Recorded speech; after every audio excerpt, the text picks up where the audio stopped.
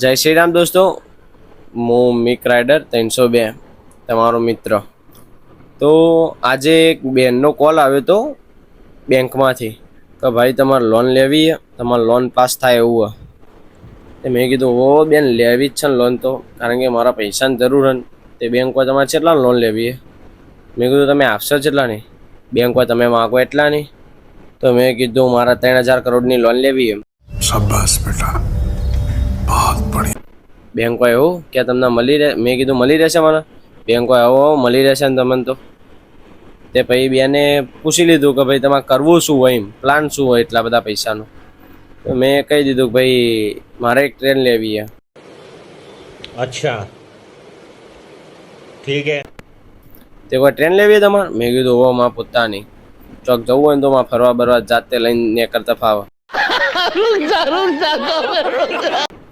તે કોઈ મળી રહેશે ને તમને ટ્રેન?